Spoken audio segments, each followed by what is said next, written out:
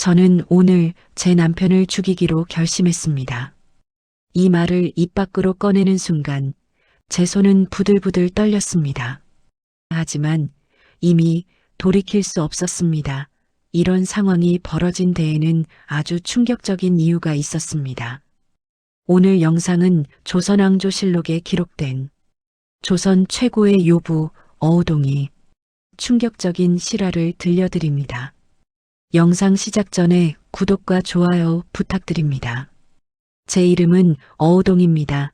1441년 세종대왕께서 다스리시던 조선 한양의 한 저택에서 태어났습니다. 아버지는 좌의정을 지내신 어병갑 대감이셨고 저는 그 집안의 외동딸이었습니다. 어릴 적 제 삶은 그야말로 화려했습니다. 최고의 교육을 받았고 최고의 옷을 입었고 최고의 음식을 먹었습니다. 주변 사람들은 모두 저를 금지옥엽이라 불렀습니다. 저는 그 말이 참 좋았습니다. 마치 제가 정말 귀한 존재인 것 같았으니까요. 하지만 지금 돌이켜 생각해보면 그때의 저는 아무것도 몰랐습니다. 제가 얼마나 큰 쇠장 안에 갇혀 있었는지, 그 쇠장이 얼마나 단단한 쇠창살로 만들어졌는지 전혀 알지 못했습니다. 15살이 되던 해봄이었습니다. 아버지께서 저를 부르셨습니다. 평소와 달리 표정이 무척 진지하셨습니다. 우동아, 이제 내 나이가 혼인할 때가 되었다. 저는 고개를 숙였습니다. 이미 알고 있었습니다. 제 또래 친구들은 이미 혼인을 했거나 혼처가 정해진 상태였으니까요. 박진사댁 장남과 혼인을 정했다. 박진사 박씨 가문 역시 양반가였고 그 집안의 장남이라면 나쁘지 않은 혼처였습니다. 저는 순순히 고개를 끄덕였습니다. 속으로 생각했습니다. 이게 제 운명이구나. 그해 가을 저는 박씨 가문으로 시집을 갔습니다. 혼례식 날 붉은 치마저고리를 입고 가마에 올랐을 때의 그 기분을 아직도 잊을 수 없습니다. 설렘보다는 두려움이 더 컸습니다. 알지 못하는 남자와 평생을 살아야 한다는 것이 무섭기도 했고요. 초례를 치르고 처음으로 남편의 얼굴을 제대로 봤을 때 제 마음은 조금 가라앉았습니다. 그리 못생기지도 않았고 나이도 23으로 적당했으니까요. 속으로 생각했습니다. 그래, 괜찮을 거야. 잘 살 수 있을 거야. 하지만 그건 착각이었습니다. 첫날 밤이 지나고 일주일이 지나고 한 달이 지났습니다. 저는 점점 알게 되었습니다. 제 남편이 어떤 사람인지를요. 남편은 무기력한 사람이었습니다. 아침에 일어나도 할 일이 없다며 방에만 누워 있었고 과거 시험 준비를 한다면서도 책을 펼치는 모습을 본 적이 거의 없었습니다. 시댁 어른들이 뭐라 하셔도 예, 예 하고 대답만 할 뿐 아무것도 바뀌지 않았습니다. 처음에는 제가 잘해드리면 달라질 거라 생각했습니다. 정성껏 식사를 준비하고 옷을 입고 밤에는 다정한 말을 건넸습니다. 하지만 남편의 반응은 언제나 똑같았습니다. 그래, 고맙소. 그게 전부였습니다. 감정이 없는 목소리, 생기 없는 눈빛, 저를 보는 것 같지만 실은 아무것도 보지 않는 그런 표정이었습니다. 1년이 지났습니다. 저는 여전히 아이를 갖지 못했습니다. 시어머니의 눈빛이 점점 차갑게 변해갔습니다. 우동아, 부부의 도리를 다하고 있느냐? 저는 대답할 수가 없었습니다. 남편은 저에게 관심이 없었습니다. 한 달에 한두 번 의무처럼 제 방에 들어왔다가 곧 나가버리곤 했습니다. 2년이 지났습니다. 저는 27이 되었고 여전히 아이가 없었습니다. 시댁 식구들의 눈총은 날카로워졌고 저는 점점 작아졌습니다. 성녀가 아니냐? 뒤에서 들려오는 하인들의 수군거림이 귀에 박혔습니다. 성녀, 아이를 낳지 못하는 여자 칠거지약 중 하나였습니다. 저는 쫓겨날 수도 있었습니다. 속으로 생각했습니다. 이게 내 잘못인가? 내가 뭘 잘못했길래 이런 삶을 살아야 하는가? 어느 날 밤이었습니다. 남편이 또 제 방에 들어왔다가 아무 일도 없이 나가려 할 때 저는 용기를 내서 물었습니다. 서방님, 제가 무엇이 부족합니까? 남편은 멈춰 섰습니다. 그리고 돌아보지도 않은 채 말했습니다. 부족한 게 아니오, 그냥 그렇소. 그게 무슨 대답입니까? 저는 목이 메었습니다. 그럼 저는 어떻게 살아야 합니까? 참고 사시오, 다들 그렇게 사는 것 아니오. 그 말을 남기고 남편은 나가버렸습니다. 저는 그날 밤 혼자 방에 앉아 울었습니다. 소리 내지 않고 조용히 오랫동안 울었습니다. 3년이 지났습니다. 4년이 지났습니다. 제 나이 30을 바라보게 되었습니다. 저는 점점 말이 없어졌고 웃음도 잃어갔습니다. 거울을 볼 때마다 낯선 얼굴이 보였습니다. 생기 없는 눈, 굳어진 입술. 이게 정말 제 모습일까요? 그러던 어느 봄날이었습니다. 시댁에서 큰 잔치를 열었습니다. 남편의 사촌이 과거에 급제했다고 했습니다. 많은 손님들이 찾아왔고 저는 안주인으로서 음식을 준비하고 손님을 맞이했습니다. 그때 한 남자가 제 눈에 들어왔습니다. 남편의 친구라고 했습니다. 그 남자는 저와 눈이 마주치자 환하게 웃었습니다. 그냥 예의상 하는 웃음이 아니었습니다. 진심으로 반가워하는 그런 웃음이었습니다. 저는 가슴이 덜컥 내려앉았습니다. 속으로 생각했습니다. 아, 안 돼, 이러면 안 돼. 하지만 이미 늦었습니다. 제 마음은 이미 흔들리기 시작했습니다. 얼마나 오랫동안 누군가의 따뜻한 시선을 받지 못했던가요? 얼마나 오랫동안 저를 한 사람으로 대우해주는 누군가를 그리워했던가요? 잔치가 끝나고 며칠 뒤 그 남자가 다시 찾아왔습니다. 남편을 만나러 왔다고 했지만 남편은 집에 없었습니다. 저는 그분께 차를 대접했습니다. 우리는 이야기를 나눴습니다. 처음에는 조심스럽게, 그러다가 점점 더 깊은 이야기를 나눴습니다. 부인께서는 행복하십니까? 그 질문을 받았을 때 저는 대답할 수가 없었습니다. 그저 고개를 숙였을 뿐입니다. 그 남자는 더 이상 묻지 않았습니다. 대신 조용히 말했습니다. 행복하지 않은 삶을 억지로 살 필요는 없습니다. 그 말이 제 가슴에 비수처럼 꽂혔습니다. 속으로 생각했습니다. 정말 그럴까? 정말 그래도 되는 걸까? 그날 이후 저는 달라지기 시작했습니다. 아니, 정확히는 제 안에 숨어있던 다른 제가 깨어나기 시작했습니다. 10년 넘게 억눌렀던 감정들이, 욕망들이 하나씩 고개를 들기 시작했습니다. 그 남자는 자주 찾아왔습니다. 남편은 신경도 쓰지 않았습니다. 어차피 남편은 아무 것에도 관심이 없었으니까요. 우리는 점점 가까워졌습니다. 처음에는 그저 이야기만 나눴습니다. 하지만 시간이 지날수록 우리 사이의 거리는 좁혀졌습니다. 그리고 마침내 그날이 왔습니다. 그날도 남편은 집에 없었습니다. 그 남자가 찾아왔고 우리는 마주 앉아 차를 마셨습니다. 하지만 둘 다 차 맛을 느끼지 못했습니다. 공기가 무거웠고 침묵이 길었습니다. 부인. 그가 먼저 입을 열었습니다. 저는 부인을. 그 말을 끝까지 듣지 못했습니다. 저도 모르게 그의 손을 잡았습니다. 그리고 그날 밤 저는 제가 그토록 억눌렀던 감정을 처음으로 표현했습니다. 속으로 생각했습니다. 이게 사랑인가 아니면 그냥 외로움인가, 하지만 상관없었습니다. 이 순간만큼은 저는 살아있다고 느꼈으니까요. 그날 이후 저는 완전히 다른 사람이 되었습니다. 겉으로는 여전히 얌전한 양반가의 부인이었지만 안으로는 불타오르고 있었습니다. 10년 넘게 꺼져 있던 불씨가 다시 타오르기 시작했습니다.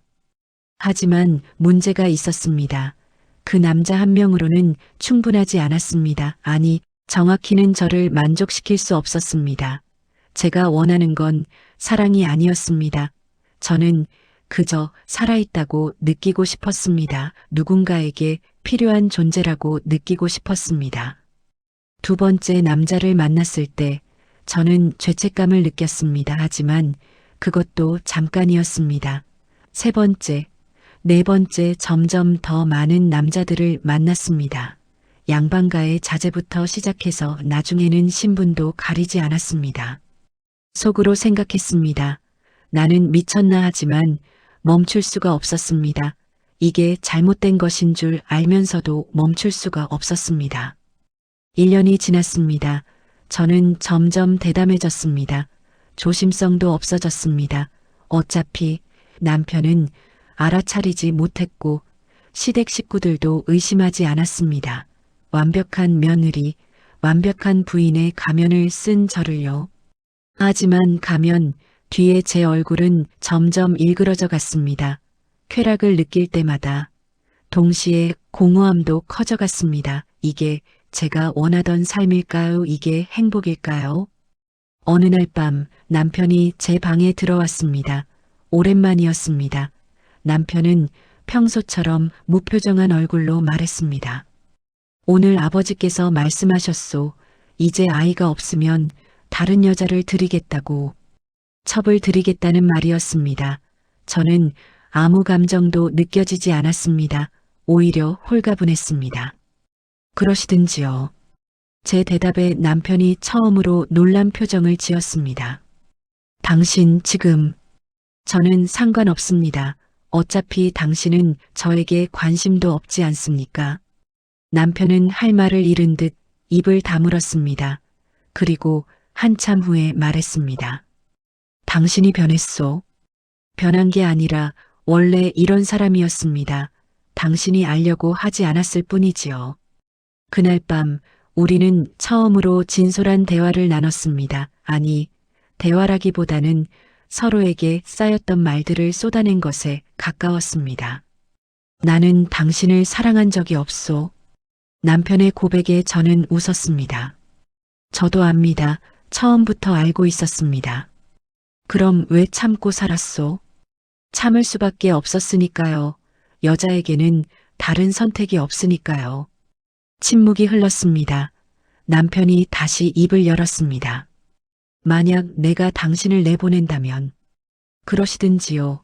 이미 잃을 게 없으니까요. 그날 밤 이후 저는 더 이상 숨기지 않았습니다. 어차피 끝날 결혼이라면, 어차피 쫓겨날 운명이라면 마지막까지 제가 원하는 대로 살기로 했습니다. 하지만 문제는 남편이었습니다. 남편은 여전히 집에 있었고 여전히 제 법적인 남편이었습니다. 그가 사라지지 않는 한 저는 완전히 자유로울 수 없었습니다. 그때 한 남자가 제게 속삭였습니다. 부인, 만약 남편이 없다면 어떻게 하시겠습니까? 저는 그 말의 의미를 알았습니다. 속으로 생각했습니다. 안 돼. 그건 안 돼. 그건 넘지 말아야 할 선이야. 하지만 제 입은 다르게 움직였습니다. 없으면 좋겠습니다. 그 한마디가 모든 것을 바꿔놓았습니다. 그 말을 한 후 저는 며칠 동안 잠을 이루지 못했습니다. 눈을 감으면 남편의 얼굴이 보였고 눈을 뜨면 제가 한 말이 귓가에 맴돌았습니다. 없으면 좋겠습니다. 그 짧은 한마디가 제 인생을 송두리째 바꿔놓을 줄은 그때는 몰랐습니다. 한 달쯤 지났을까요? 그 남자가 다시 찾아왔습니다. 평소와 다른 점이 있다면 그의 손에 작은 보자기가 들려 있었다는 것입니다. 이게 뭡니까? 저는 물었습니다. 하지만 이미 알고 있었습니다. 가슴 깊은 곳에서 무언가가 경고를 보내고 있었습니다. 속으로 생각했습니다.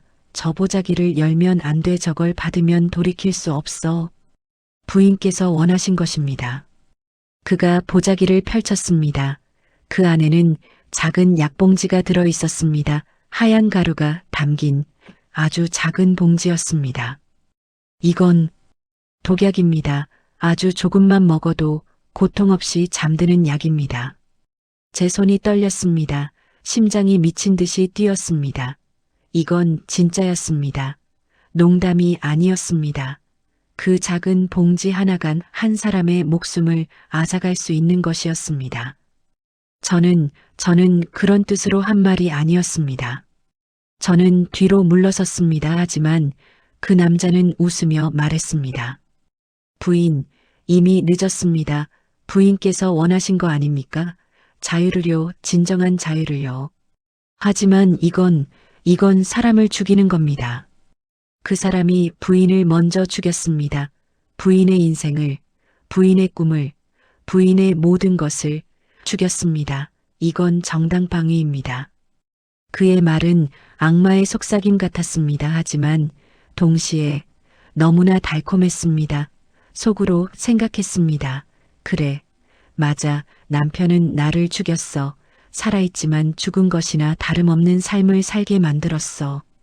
저는 떨리는 손으로 약봉지를 받았습니다. 그 순간 제 인생의 마지막 선을 넘어버린 것입니다. 어떻게 하면 됩니까? 제가 물었습니다. 제 목소리가 낯설게 들렸습니다. 이게 정말 제 목소리일까요? 간단합니다. 술이나 차에 타서 드리면 됩니다. 냄새도 맛도 없으니 알아차리지 못할 겁니다. 그러면 곧 잠이 들 겁니다. 그리고 다시는 깨어나지 않을 겁니다. 아무도 의심하지 않을 겁니다. 병으로 죽은 것처럼 보일 테니까요. 저는 고개를 끄덕였습니다. 그리고 약봉지를 치마 속 깊숙이 감췄습니다. 그날 밤 저는 방에 혼자 앉아 그 약봉지를 꺼내 들었습니다. 너무나 가벼웠습니다. 이렇게 작고 가벼운 것이 한 사람의 목숨을 앗아갈 수 있다니 믿기지 않았습니다. 속으로 생각했습니다. 정말 이러는 게 맞을까? 이건 살인이야 죄야 하지만 이게 아니면 나는 평생 이렇게 살아야 해 죽은 것처럼 살아야 해. 일주일이 지났습니다. 저는 아직 그 약을 사용하지 못했습니다. 남편이 차를 마실 때마다, 술을 마실 때마다 기회는 있었습니다. 하지만 저는 손이 떨려서 약봉지를 꺼낼 수가 없었습니다. 그러던 어느 날 밤이었습니다. 남편이 술에 취해 들어왔습니다. 평소에는 술을 거의 마시지 않는 남편이었는데 그날따라 잔뜩 취해 있었습니다. 당신, 남편이 저를 불렀습니다. 술 냄새가 진동했습니다. 당신은 나를 사랑한 적이 있소? 저는 대답하지 않았습니다. 무엇라 대답해야 할지 몰랐습니다. 없겠지. 나도 알고 있소. 나도 당신을 사랑한 적이 없으니. 남편은 비틀거리며 제 앞에 주저앉았습니다. 나는 실패한 인간이요. 아무것도 이루지 못했고 아무것도 할 수 없는 사람이요. 당신에게도 우리 집안에도 나 자신에게도 쓸모없는 인간이요. 그 순간 저는 처음으로 남편에게서 진심을 느꼈습니다. 슬픔을 느꼈습니다. 불쌍하다고 생각했습니다. 속으로 생각했습니다. 이 사람도 불행한 사람이구나. 나만 불행한 게 아니었구나. 차라리 죽는 게 나을 것 같소. 이렇게 사느니. 남편의 그 말이 제 등을 떠밀었습니다. 그래. 이 사람도 죽고 싶어 하잖아. 그럼 제가 도와드리는 거잖아. 이건 살인이 아니라 해방이잖아. 저는 부엌으로 갔습니다. 따뜻한 차를 준비했습니다. 그리고 떨리는 손으로 약봉지를 꺼냈습니다. 하얀 가루가 찻잔 속으로 떨어졌습니다. 저어주니 흔적도 없이 녹아버렸습니다. 속으로 생각했습니다. 이제 돌이킬 수 없어 하지만 이게 옳은 일이야. 우리 둘 다 이 결혼에서 자유로워지는 거야. 여기 차 드세요. 저는 남편에게 찻잔을 건넸습니다. 남편은 아무 의심 없이 받아들었습니다. 고맙소. 남편이 차를 마시기 시작했습니다. 한 모금, 두 모금, 세 모금. 저는 그 모습을 지켜보았습니다. 제 심장은 터질 것 같았습니다. 찻잔이 비워졌습니다. 남편은 빈 잔을 내려놓고 말했습니다. 차가 유난히 달구나. 저는 대답하지 못했습니다. 목이 메어서 말이 나오지 않았습니다. 나는 먼저 자겠소.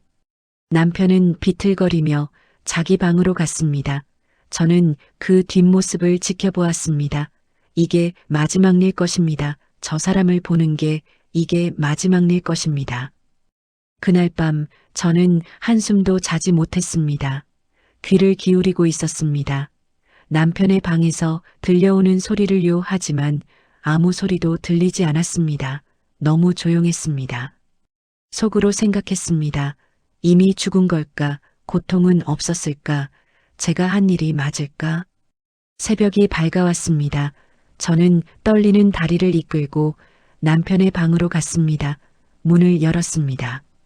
남편은 그곳에 누워 있었습니다. 자고 있는 것처럼 평화로운 얼굴이었습니다. 하지만 숨을 쉬지 않고 있었습니다. 차가워져 있었습니다. 서방님, 저는 남편을 불렀습니다. 하지만 대답이 없었습니다. 당연했습니다. 이미 죽었으니까요. 서방님, 다시 한번 불렀습니다. 여전히 대답이 없었습니다. 저는 그제야 깨달았습니다. 제가 한 사람을 죽였다는 것을요. 그 순간 이상한 감정이 밀려왔습니다. 죄책감일까요? 아니었습니다. 후회일까요? 그것도 아니었습니다. 그것은 안도감이었습니다. 속으로 생각했습니다. 끝났어. 이제 자유야. 저는 큰 소리로 울기 시작했습니다. 어르신, 어르신. 하인들이 달려왔습니다. 시어머니도 달려왔습니다. 모두들 놀라서 남편을 흔들었지만 남편은 깨어나지 않았습니다. 의원을 불러라. 시어머니가 소리쳤습니다. 하지만 이미 늦었습니다. 의원이 와서 진맥을 짚어보더니 고개를 저었습니다. 이미 숨이 끊어지셨습니다. 무슨 병이요? 갑자기 심장이 멎은 것 같습니다. 요즘 술을 많이 드셨다면 그럴 수 있습니다. 의원의 말에 저는 안도했습니다. 아무도 의심하지 않았습니다. 그저 불운한 죽음이라고 생각했습니다. 장례가 치러졌습니다. 저는 상주로서 곡을 했습니다. 눈물도 흘렸습니다. 하지만 그 눈물이 진짜 슬픔에서 나온 것은 아니었습니다. 속으로 생각했습니다. 미안해요. 하지만 이게 우리 둘에게 최선이었어요. 장례가 끝나고 3년상을 치르는 동안 저는 조용히 지냈습니다. 얌전한 과부로서 시댁을 섬겼습니다. 아무도 저를 의심하지 않았습니다. 그리고 3년이 지났습니다. 상이 끝나자마자 저는 시댁을 나왔습니다. 친정으로 돌아갈 수도 있었지만 저는 혼자 살기로 했습니다.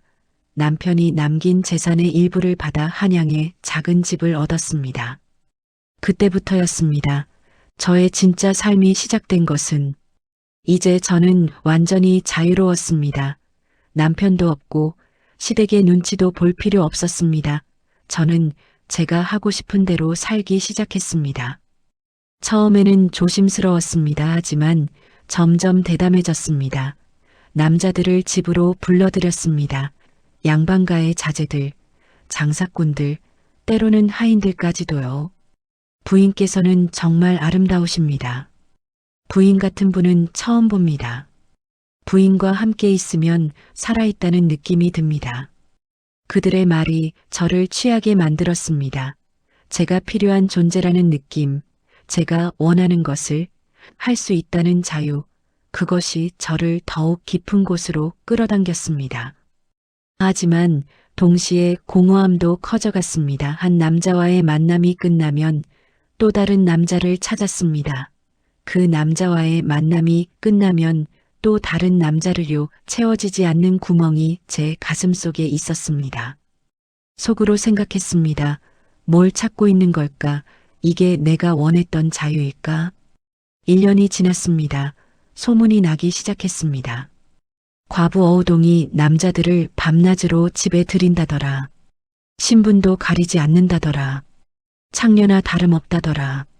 저는 그 소문들을 들었지만 개의치 않았습니다. 어차피 저는 이미 선을 넘었습니다.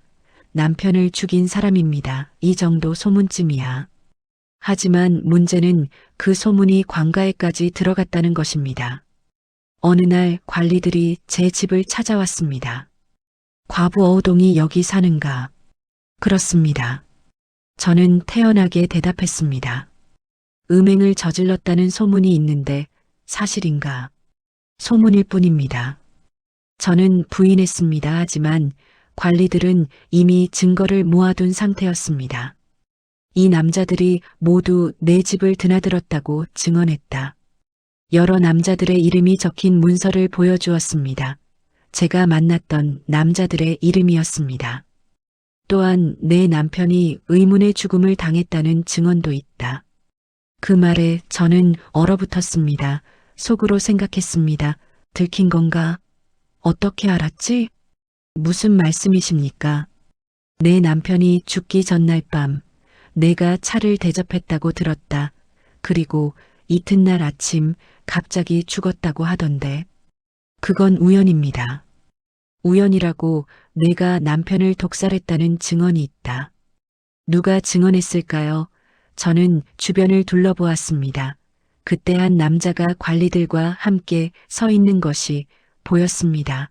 제가 처음 독약을 건네받았던 그 남자였습니다. 저 사람이 거짓 증언을 하고 있습니다. 제가 소리쳤습니다. 하지만 그 남자는 차가운 표정으로 말했습니다. 부인께서 남편을 죽이고 싶다고 하셨습니다. 그래서 제가 독약을 구해드렸습니다. 거짓말입니다. 거짓말이 아닙니다. 저는 모든 것을 증언할 준비가 되어 있습니다. 왜 그가 저를 배신했을까요? 나중에 알게 되었습니다. 그는 다른 여자와 혼인을 하기로 했고 저와의 관계가 밝혀지는 것이 두려웠던 것입니다. 그래서 먼저 저를 고발한 것이었습니다. 어우동, 너는 체포된다. 관리들이 저를 끌고 갔습니다. 저는 저항하지 않았습니다. 어차피 소용없다는 것을 알았으니까요. 옥에 갇혔습니다. 좁고 어두운 감방이었습니다. 저는 그곳에서 신문을 받았습니다. 남편을 독살했는가? 아닙니다. 거짓말하지 마라. 증인이 있다. 그 사람이 거짓말을 하고 있습니다. 하지만 신문가는 제 말을 믿지 않았습니다. 고문이 시작되었습니다. 곤장을 맞았고 물고문을 당했습니다. 속으로 생각했습니다. 이게 내가 받을 벌인가, 남편을 죽인 대가인가. 결국 저는 모든 것을 자백했습니다. 더 이상 견딜 수가 없었습니다. 그렇습니다. 제가 남편을 독살했습니다. 왜 그랬는가? 자유롭고 싶었습니다.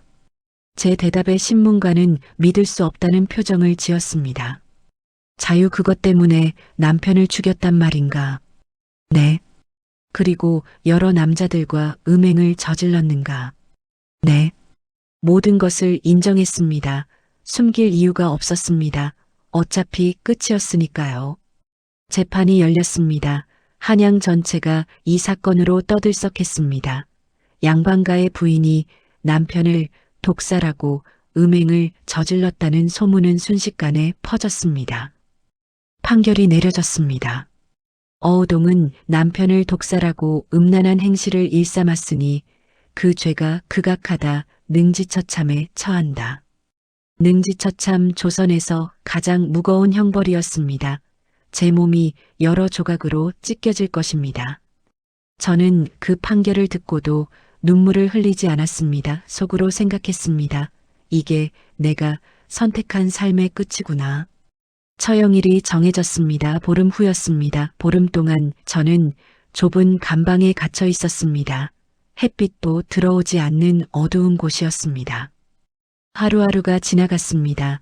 처음에는 시간이 너무 천천히 가는 것 같았습니다. 하지만 처형일이 가까워질수록 시간은 빨리 흘러갔습니다.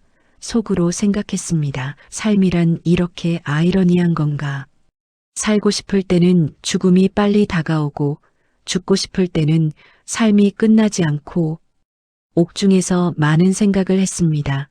제 인생을 돌아보았습니다. 39회의 삶이었습니다. 짧다면 짧고 길다면 긴 시간이었습니다. 어린 시절이 떠올랐습니다. 아버지의 저택에서 자라던 시절 그때는 행복했습니다.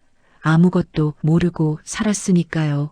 세상이 이렇게 잔인하다는 것도 여자로 태어났다는 것이 이렇게 큰 족쇄가 될 줄도 몰랐으니까요.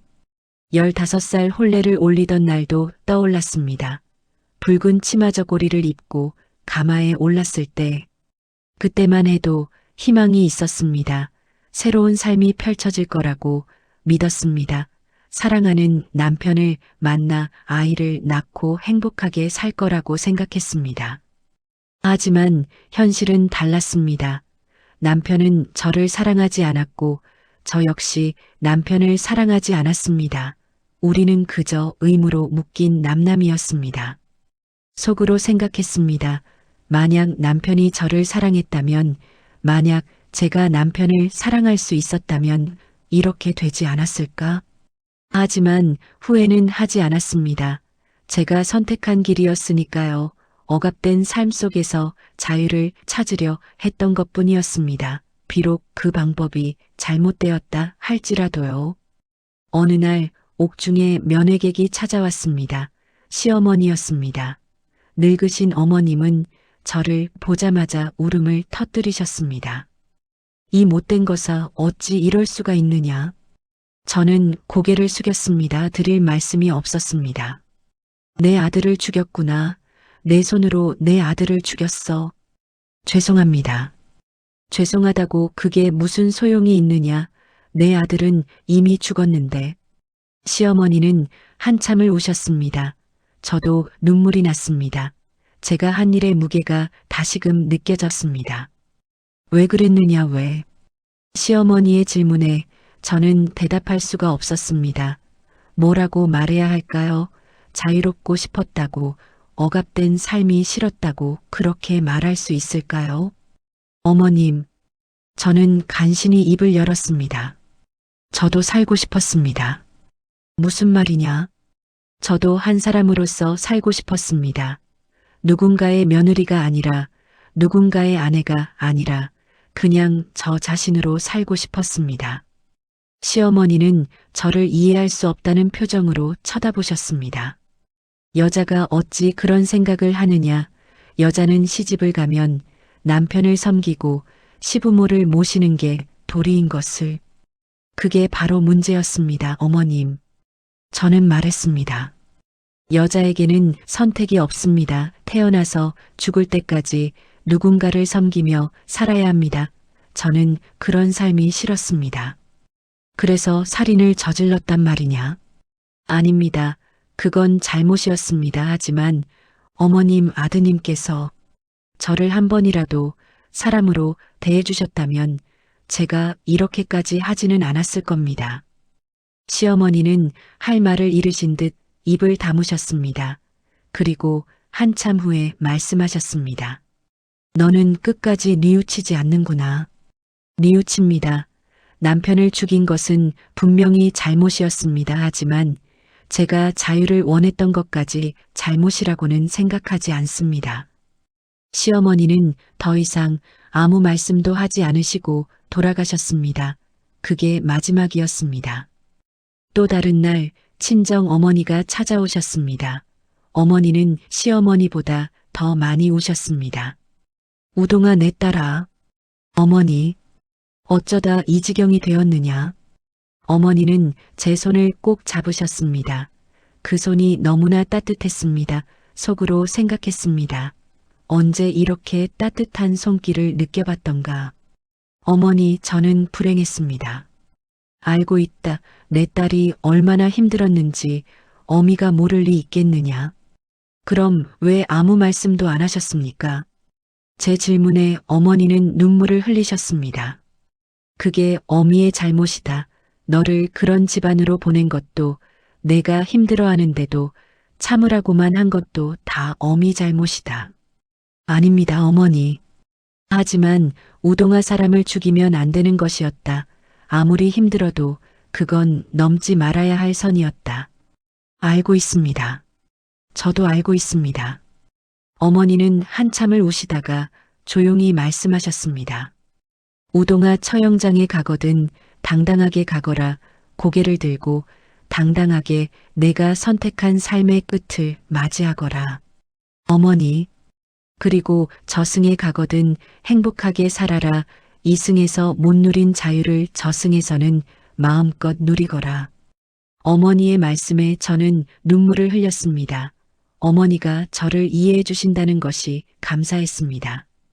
어머니 사랑합니다. 나도 사랑한다, 우리 딸. 그게 어머니와의 마지막 대화였습니다. 처형일 전날 밤이었습니다. 저는 잠을 이룰 수 없었습니다. 내일이면 죽는다는 것이 실감나지 않았습니다. 속으로 생각했습니다. 정말 내일이면 끝인가? 이 삶이 내일이면 끝나는 건가? 두렵지 않다면 거짓말이었습니다. 능지처참이 얼마나 고통스러운 형벌인지 알고 있었습니다. 온몸이 찢겨지는 고통을 견뎌야 한다는 것이 무서웠습니다. 하지만 동시에 해방감도 느껴졌습니다. 이제 더 이상 싸우지 않아도 된다는 것, 더 이상 억압된 삶을 살지 않아도 된다는 것. 새벽이 밝아왔습니다. 처형일 아침이었습니다. 간수가 감방 문을 열었습니다. 나와라. 저는 천천히 일어났습니다. 다리에 힘이 없었지만 꿋꿋이 걸었습니다. 밖으로 나가니 이미 많은 사람들이 모여 있었습니다. 구경꾼들이었습니다. 모두들 저를 보려고 나온 사람들이었습니다. 저게 어우동이다. 남편을 독살한 악녀다. 음란한 년이다. 사람들의 욕설이 쏟아졌습니다. 저는 고개를 숙이지 않았습니다. 어머니가 하신 말씀대로 당당하게 걸었습니다. 처형장에 도착했습니다. 그곳에는 형틀이 준비되어 있었습니다. 집행관들이 저를 형틀에 묶었습니다. 관리가 판결문을 읽었습니다. 어우동은 남편을 독살하고 음란한 행실을 일삼았으니 능지처참에 처한다. 사람들이 환호했습니다. 마치 잔치라도 보는 듯한 분위기였습니다. 속으로 생각했습니다. 사람들은 타인의 불행을 즐기는구나. 집행관이 칼을 들었습니다. 그 칼날이 햇빛에 반짝였습니다. 저는 눈을 감지 않았습니다. 끝까지 보기로 했습니다. 제가 선택한 삶의 끝을요. 마지막 할 말이 있는가? 집행관이 물었습니다. 저는 잠시 생각했습니다. 뭐라고 말해야 할까? 있습니다. 저는 크게 말했습니다. 사람들이 조용해졌습니다. 저는 후회하지 않습니다. 사람들이 웅성거렸습니다. 남편을 죽인 것은 잘못이었습니다. 하지만 자유를 원한 것은 잘못이 아닙니다. 여자도 사람입니다. 여자도 자신의 삶을 살 권리가 있습니다. 입 닥쳐라. 관리가 소리쳤습니다. 하지만 저는 계속 말했습니다. 저는 이 시대에 태어난 것이 잘못이었는지도 모릅니다. 여자로 태어난 것이 죄였는지도 모릅니다. 하지만 저는 끝까지 저답게 살려고 노력했습니다. 끌어내라. 관리가 명령했습니다. 집행관이 칼을 들었습니다. 저는 마지막으로 하늘을 올려다보았습니다. 푸른 하늘이었습니다. 구름 한 점 없는 맑은 하늘이었습니다. 속으로 생각했습니다. 아름답구나. 세상은 이렇게 아름다운데 왜 사람들은 서로를 억압하는 걸까? 칼날이 내려왔습니다. 고통이 밀려왔습니다. 상상했던 것보다 훨씬 더 큰 고통이었습니다. 온몸이 찢어지는 것 같았습니다. 비명을 지르고 싶었지만 참았습니다. 끝까지 당당하기로 했으니까요. 두 번째 칼날이 내려왔습니다. 의식이 흐려지기 시작했습니다. 사람들의 목소리가 멀어졌습니다. 세상이 점점 어두워졌습니다. 세 번째 칼날. 이제 고통도 느껴지지 않았습니다. 몸이 가벼워지는 것 같았습니다. 마치 새장에서 풀려난 새처럼 가벼웠습니다. 속으로 생각했습니다. 아, 이게 자유인가? 마지막으로 떠오른 것은 어린 시절의 기억이었습니다. 아버지의 저택 정원에서 뛰어놀던 그때, 아무 걱정 없이 웃고 떠들던 그 시절, 그때가 진짜 자유였는지도 모릅니다. 의식이 완전히 사라졌습니다. 어우동의 삶은 그렇게 끝이 났습니다. 1480년 가을 39의 나이로 한 여인이 처형장에서 생을 마감했습니다. 그 소식은 온 한양에 퍼졌습니다. 아니, 조선 팔도에 퍼졌습니다. 악녀 어우동의 이야기는 사람들의 입에서 입으로 전해졌습니다. 어떤 사람들은 말했습니다. 당연한 벌을 받았다. 남편을 죽이고 음행을 저지른 년이 저렇게 되는 건 당연하다. 또 어떤 사람들은 말했습니다. 불쌍한 여인이다. 억압된 삶에서 벗어나려다 저렇게 되었구나. 하지만 대부분의 사람들은 그저 흥미로운 이야기거리로 여겼습니다. 주막에서 술을 마시며 어우동의 이야기를 나누었고 부녀자들은 우물가에서 수군거렸습니다. 어우동이라는 여자 정말 대담했다더라. 남편을 독살했다니 상상이나 되니 여러 남자를 만났다더라. 시간이 흘렀습니다. 1년이 지나고 10년이 지나고 100년이 지났습니다. 어우동의 이야기는 야담으로 남았습니다. 조선 최대의 스캔들로 기억되었습니다. 하지만 아무도 묻지 않았습니다. 왜 그 여인이 그런 선택을 했는지를, 어떤 고통과 절망이 그녀를 그렇게 만들었는지를. 조선왕조실록에는 이렇게 기록되었습니다. 어우동이 음란하고 방탕하여 남편을 독살하고 여러 남자와 사통했으니 능지처참에 처하다. 짧은 기록이었습니다. 한 여인의 삶이 단 몇 줄로 정리되었습니다. 그 안에 담긴 고통도 절망도 갈망도 모두 지워진 채로요. 저는 지금 이곳에 서 있습니다. 처형된 지 500년이 넘은 지금 여전히 사람들은 제 이야기를 합니다. 악녀로 기억하는 사람도 있고 희생자로 보는 사람도 있습니다. 하지만 저는 그 어느 쪽도 아니었습니다. 저는 그저 자유롭고 싶었던 한 사람이었을 뿐입니다. 잘못된 방법을 선택한 것은 분명히 제 죄입니다. 하지만 자유를 원한 것까지 죄라고 할 수는 없지 않습니까? 속으로 생각합니다.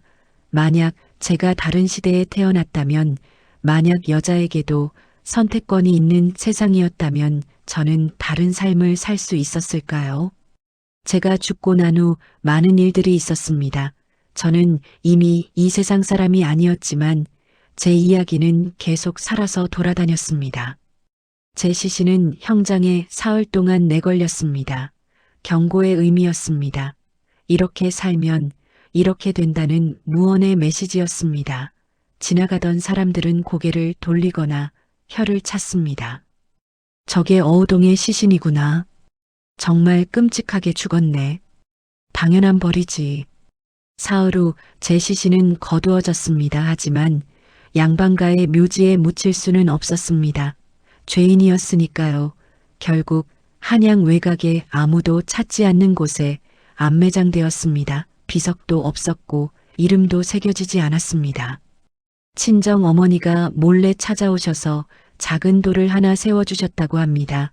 그 돌에는 아무것도 쓰여 있지 않았지만 어머니는 알고 계셨습니다. 그곳이 딸의 무덤이라는 것을요. 한편 제가 만났던 남자들은 어떻게 되었을까요? 저를 배신하고 관가에 고발했던 그 첫 번째 남자는 얼마 못 가서 벼슬을 잃었습니다. 사람들이 그를 비난했기 때문입니다. 여자와 놀아나고도 모자라 그 여자를 배신한 비겁한 놈. 남자답지 못한 인간. 그는 결국 한양을 떠나 시골로 내려갔고 그곳에서 쓸쓸히 생을 마감했다고 합니다. 다른 남자들도 대부분 벌을 받았습니다. 간통죄로 곤장을 맞거나 벼슬을 빼앗겼습니다. 어떤 이들은 가문에서 쫓겨났습니다. 속으로 생각합니다. 아이러니하지 않습니까? 저는 죽었지만 남자들은 살았습니다. 하지만 같은 죄를 지었는데도 벌의 무게는 달랐습니다. 시댁에서는 제 흔적을 모두 지웠습니다. 제가 살았던 방은 불태워졌고 제 옷가지들도 모두 태워졌습니다. 마치 저라는 사람이 처음부터 존재하지 않았던 것처럼요. 시어머니는 제가 죽고 1년 만에 돌아가셨습니다. 아들을 잃은 슬픔과 며느리가 저지른 일에 대한 충격을 이기지 못하셨다고 합니다. 임종 때 시어머니는 계속 중얼거리셨다고 합니다. 우동아 왜 그랬느냐 왜. 친정에서도 제 이름은 금기가 되었습니다. 아버지는 제가 죽고 얼마 안 있어 벼슬을 내놓으셨습니다. 딸의 죄가 가문에 먹칠을 했다는 이유였습니다. 어병갑의 딸이 저런 일을 저질렀다니 명문가가 망신을 당했구나.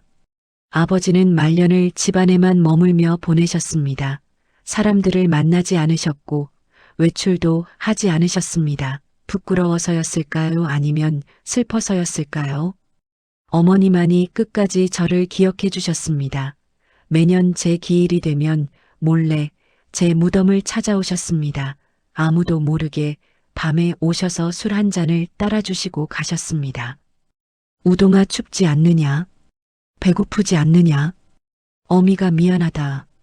어머니의 목소리가 들리는 것 같았습니다. 저는 대답할 수 없었지만 어머니의 사랑은 느낄 수 있었습니다. 세월이 흘렀습니다. 10년, 20년, 50년. 제 이야기는 점점 과장되어 갔습니다. 실제로 제가 만난 남자는 10명 남짓이었지만 사람들의 입에서는 수십 명이 되었습니다. 제가 한 일들도 더 끔찍하게 각색되었습니다. 어우동은 100명이 넘는 남자를 만났다더라. 남편뿐 아니라 시아버지까지 독살하려 했다더라. 마녀였다더라. 진실은 점점 사라지고 전설만 남았습니다. 저는 조선 역사상 최악의 악녀로 기억되었습니다. 하지만 재미있는 일도 있었습니다. 몇몇 여인들이 몰래 제 무덤을 찾아왔습니다. 밤에 아무도 모르게 찾아와서 절을 하고 갔습니다. 어우동님, 저도 불행합니다. 저도 남편이 싫습니다. 저도 자유롭고 싶습니다. 그 여인들의 목소리를 들으며 저는 깨달았습니다. 저만 그런 게 아니었구나. 저만 힘들었던 게 아니구나. 조선의 수많은 여인들이 똑같이 억압받으며 살고 있었습니다. 남편의 뜻에 따라야 했고, 시부모를 섬겨야 했고, 아들을 낳아야 했습니다. 자신의 꿈도 희망도 모두 포기한 채로요. 그들 중 대부분은 참고 살았습니다. 어쩔 수 없다고 생각하며 체념하며 살았습니다. 하지만 몇몇은 저처럼 참지 못했습니다. 100년쯤 지났을까요? 또 다른 여인이 남편을 독살하는 일이 벌어졌습니다. 사람들은 그 여인을 제2의 어우동이라고 불렀습니다. 또 어우동 같은 년이 나타났다. 어우동의 악기가 씌었나? 그 여인 역시 능지처참을 당했습니다. 저와 똑같은 형벌을요. 속으로 생각합니다. 아무것도 변하지 않았구나. 100년이 지났는데도 여전히 여자들은 같은 고통을 받고 있구나. 200년이 지났습니다. 300년이 지났습니다. 조선이라는 나라는 여전히 존재했고 성리학적 질서는 더욱 공고해졌습니다. 여성에 대한 억압은 더 심해졌습니다. 재혼한 여성의 자식은 벼슬을 할 수 없게 되었고 과부는 정절을 지켜야 했습니다. 연료비가 세워졌습니다. 남편이 죽자 따라 죽은 여인들을 기리는 비석이었습니다. 나라에서는 그런 여인들을 칭송했습니다. 훌륭한 여인이다. 본받아야 할 모범이다. 하지만 저는 알고 있었습니다. 그 여인들이 정말로 원해서 죽음을 택했을까요? 아니면 살 수 없어서 어쩔 수 없이 택했을까요? 한편 제 이야기는 금서가 되었습니다. 함부로 이야기해서는 안 되는 주제가 되었습니다. 특히 부녀자들에게는 절대 들려주어서는 안 되는 이야기였습니다. 어우동 이야기는 하지 마라. 여자들이 들으면 나쁜 생각을 하게 된다. 특히 딸들에게는 절대 말하지 마라. 하지만 금지할수록 더 퍼져나가는 법입니다. 제 이야기는 은밀하게 여인들 사이에서 전해졌습니다. 주막에서 기생들이 속삭였고 궁궐 안에서 나인들이 수군거렸습니다. 어우동이라는 여인이 있었는데 자유를 원했대. 용감했대. 저를 악녀로 보는 시선도 있었지만 다르게 보는 시선도 생겨나기 시작했습니다. 어느 기생은 이렇게 말했습니다. 어우동은 악녀가 아니라 희생자야. 이 빌어먹을 세상의 희생자지. 어느 양반가의 며느리는 이렇게 말했습니다. 어우동은 용감했어. 우리가 하지 못하는 것을 했으니까. 시간이 더 흘렀습니다. 400년, 500년 조선이라는 나라가 무너졌습니다. 새로운 세상이 열렸습니다. 여성들에게도 교육의 기회가 생겼고 선택의 자유가 조금씩 생겨나기 시작했습니다. 제 이야기도 다시 조명받기 시작했습니다. 학자들이 제 이야기를 연구했습니다. 어떤 학자는 저를 조선시대 가부장제의 희생자라고 했고 어떤 학자는 저를 최초의 페미니스트라고 했습니다. 어우동은 시대를 앞서간 여성이었다. 가부장제에 저항한 선구자였다. 반대하는 학자들도 있었습니다. 어우동은 그저 살인자일 뿐이다. 개인의 욕망을 위해 사람을 죽인 범죄자다. 논쟁은 계속되었습니다. 저는 그 논쟁을 지켜보았습니다. 속으로 생각합니다. 흥미롭네요. 제가 죽고 500년이 넘었는데도 여전히 사람들은 제 이야기를 하고 있습니다. 현대에 와서는 제 이야기가 드라마로 만들어지기도 하고 소설로 쓰이기도 했습니다. 어떤 작품에서는 제가 비극적인 여주인공으로 나왔고 어떤 작품에서는 냉혹한 악녀로 그려졌습니다. 젊은 여성들 중 몇몇은 저를 이해한다고 했습니다. 그 시대에 여자로 산다는 게 얼마나 힘들었겠어. 선택의 자유도 없이 평생 남의 눈치만 보며 살아야 했잖아. 어우동이 한 일은 잘못이지만 그녀의 고통은 이해가 가. 하지만 여전히 비난하는 사람들도 많았습니다. 아무리 힘들어도 살인은 안 되지. 변명의 여지가 없는 범죄야. 피해자 코스프레 하지 마. 저는 그 모든 의견을 들었습니다. 옳은 말도 있었고 틀린 말도 있었습니다. 하지만 한 가지는 분명했습니다. 제가 살았던 시대와 지금은 많이 달라졌다는 것입니다. 여성들도 이제는 선택할 수 있게 되었습니다. 원하지 않는 결혼을 거부할 수 있고 이혼할 수도 있습니다. 자신의 꿈을 쫓아 살 수 있게 되었습니다. 속으로 생각합니다. 만약 제가 이 시대에 태어났다면 어땠을까요? 남편을 독살하는 대신 이혼을 선택했을까요? 억압된 결혼 생활을 참는 대신 자유를 찾아 떠났을까요? 하지만 또 한편으로는 의문이 들었습니다. 정말로 모든 것이 변했을까요? 여성들은 정말로 자유로워졌을까요? 현대 사회를 들여다보니 여전히 여성들은 싸우고 있었습니다. 다른 형태의 억압과 차별과 싸우고 있었습니다. 500년 전과는 다른 방식이었지만 여전히 불평등은 존재했습니다. 왜 여자라는 이유로 더 적은 월급을 받아야 해? 왜 결혼하면 경력을 포기해야 해?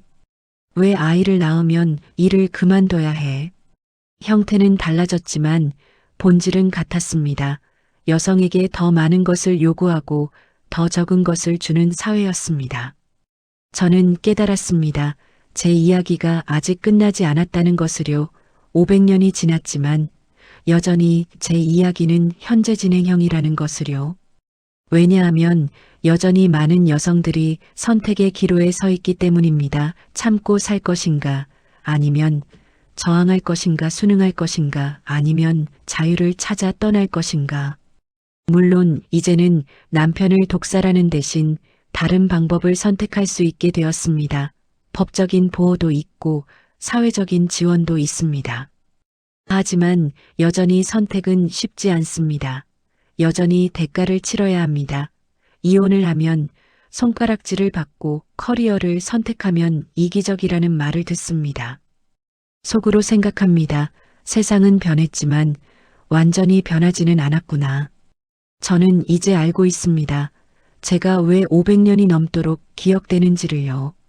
제 이야기가 단순히 조선시대 한 여인의 비극이 아니기 때문입니다.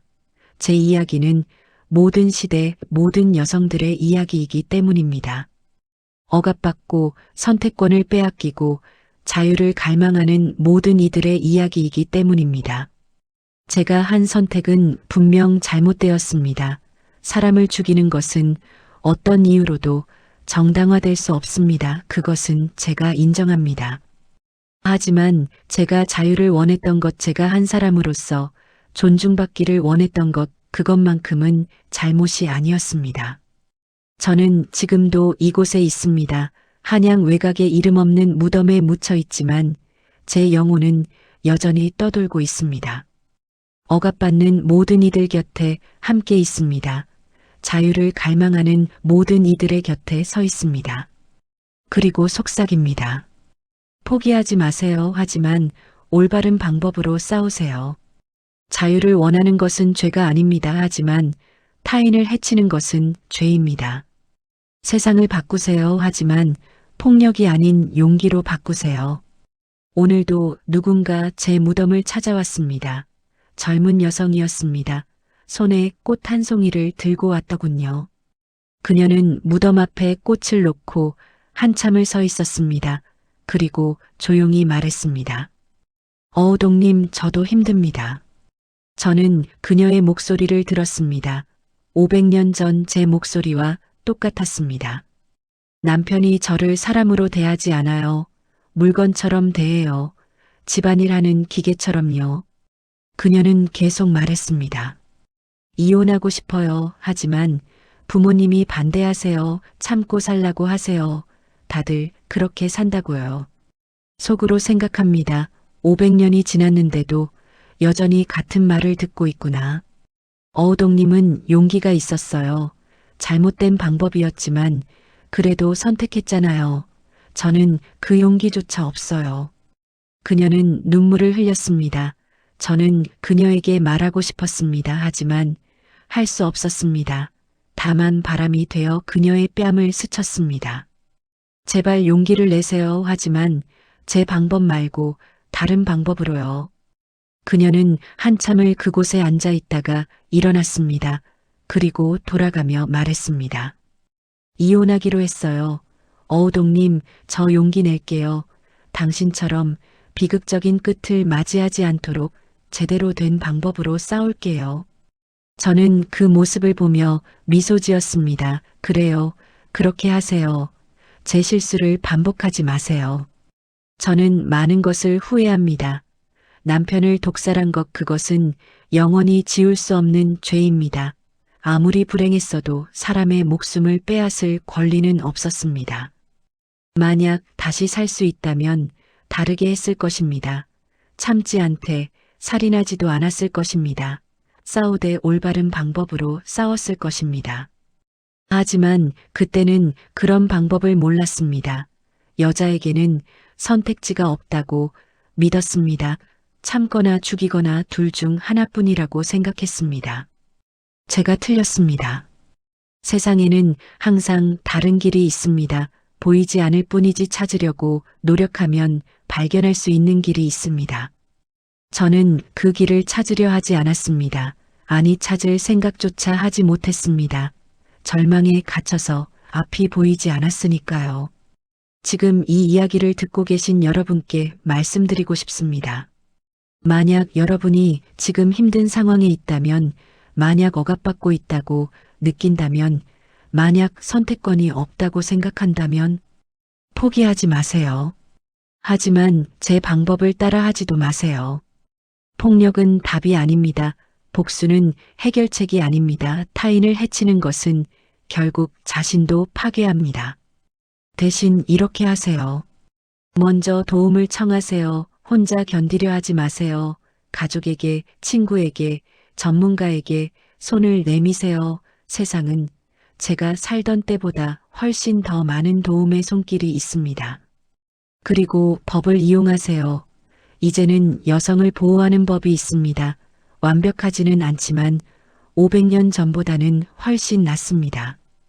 또한 경제적 독립을 추구하세요. 돈이 전부는 아니지만 선택의 자유를 줍니다.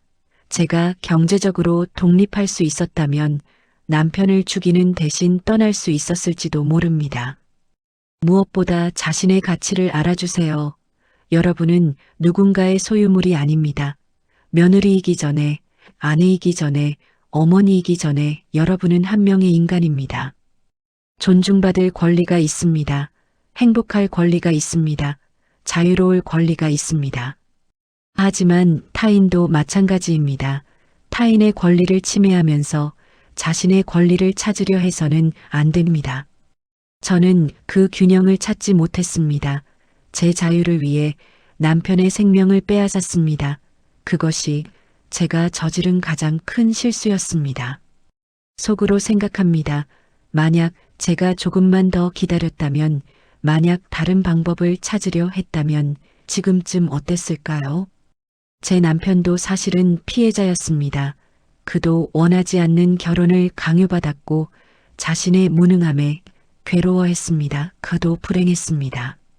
만약 우리가 서로의 아픔을 이해하려 했다면, 만약 대화를 나누려 했다면 함께 탈출구를 찾을 수도 있었을지 모릅니다. 하지만 우리는 그러지 못했습니다. 서로를 원망만 했습니다. 서로에게 등을 돌렸습니다. 그리고 결국 한 사람은 죽었고 한 사람은 죽였습니다. 이것이 제 이야기입니다. 아름답지 않은 이야기입니다. 교훈적이지도 않은 이야기입니다. 그저 한 여인의 잘못된 선택과 그 비극적인 결말에 대한 이야기입니다. 하지만 이 이야기가 여러분께 무언가를 남기기를 바랍니다. 첫째, 아무리 힘들어도 올바른 방법으로 싸우세요. 폭력은 결국 모두를 파괴합니다. 둘째, 혼자 견디지 마세요. 도움을 청하는 것은 약함이 아니라 용기입니다. 셋째, 자신의 가치를 알고 존중받을 권리를 주장하세요. 하지만 타인의 권리도 존중하세요. 넷째, 선택의 순간에 섰을 때 쉬운 길이 아니라 옳은 길을 선택하세요. 다섯째, 절망에 빠졌을 때도 희망을 찾으세요. 보이지 않는다고 없는 것이 아닙니다. 500년이 넘는 시간 동안 저는 많은 것을 보았습니다. 세상이 조금씩 변하는 것을 보았습니다. 여성들이 조금씩 더 자유로워지는 것을 보았습니다. 완벽하지는 않습니다. 여전히 갈 길이 멉니다. 하지만 분명히 나아지고 있습니다. 그리고 그 변화는 폭력이 아니라 용기로 이루어졌습니다. 복수가 아니라 연대로 이루어졌습니다. 증오가 아니라 사랑으로 이루어졌습니다. 제가 선택한 방법은 아무것도 바꾸지 못했습니다. 오히려 여성에 대한 억압을 정당화하는 구실만 주었습니다. 봐라, 여자들에게 자유를 주면 저렇게 된다. 여자들은 통제해야 한다. 제 이야기가 오히려 억압의 도구가 되었습니다. 그것이 제가 가장 후회하는 부분입니다. 하지만 이제는 다릅니다. 제 이야기가 경고가 되기를 바랍니다. 이렇게 하지 말라는 경고가요. 동시에 용기의 원천이 되기를 바랍니다. 잘못된 방법 말고 올바른 방법으로 싸우라는 격려가 되기를요. 여러분은 저보다 훨씬 더 많은 선택지를 가지고 있습니다. 저보다 훨씬 더 많은 도구를 가지고 있습니다. 그것들을 현명하게 사용하세요. 그리고 기억하세요. 변화는 하루아침에 일어나지 않습니다. 500년이 걸렸습니다. 그리고 아직도 진행 중입니다. 포기하지 마세요. 하지만 인내심을 가지세요. 올바른 방법으로 꾸준히 싸우세요. 그것이 진짜 변화를 만듭니다. 저 어우동은 이제 쉬고자 합니다. 500년 넘게 떠돌았습니다. 이제 그만 내려놓고 싶습니다. 하지만 제 이야기는 계속되기를 바랍니다. 여러분의 입에서, 여러분의 마음에서 계속 살아가기를 바랍니다. 다만 이렇게 기억해 주세요. 어우동은 자유를 원했던 여인이었다 하지만 잘못된 방법을 선택했다. 우리는 그녀의 용기는 본받되 그녀의 방법은 따라하지 말자. 이것이 제 마지막 부탁입니다. 여러분 모두 행복하세요. 자유로우세요. 하지만 올바르게 자유로우세요. 그리고 혹시 힘든 순간이 온다면 제 이야기를 떠올리세요. 어우동처럼 되지 말자. 더 나은 길을 찾자고요. 감사합니다. 제 이야기를 끝까지 들어주셔서요. 이제 저는 이 긴 여정을 마치고 진정한 평화를 찾아가겠습니다. 속으로 마지막 생각을 합니다. 만약 다시 태어난다면 이번에는 제대로 살고 싶습니다. 사랑하고 사랑받고 자유롭게 타인을 해치지 않는 삶을요. 지금까지 조선시대 여인 어우동의 이야기를 들려드렸습니다. 어떠셨나요? 이 이야기가 여러분께 무언가 생각할 거리를 주었기를 바랍니다. 우리는 모두 선택의 순간을 맞이합니다. 힘든 상황에서 어떤 길을 택할지 결정해야 하는 순간들이 있습니다. 그때 올바른 선택을 하시기를 바랍니다. 쉬운 길이 아니라 옳은 길을 택하시기를 바랍니다. 혹시 지금 힘든 시간을 보내고 계신 분이 있다면 혼자 견디지 마세요. 주변에 도움을 청하세요. 반드시 길이 있습니다. 오늘 이야기가 도움이 되셨다면 주변 분들과도 나눠주세요. 특히 힘든 시간을 보내는 분이 있다면 이 이야기를 들려주세요. 그리고 구독과 좋아요 부탁드립니다. 앞으로도 역사 속 인물들의 진솔한 이야기를 계속 들려드리겠습니다. 다음 이야기에서 또 뵙겠습니다. 여러분 모두 행복하세요. 감사합니다.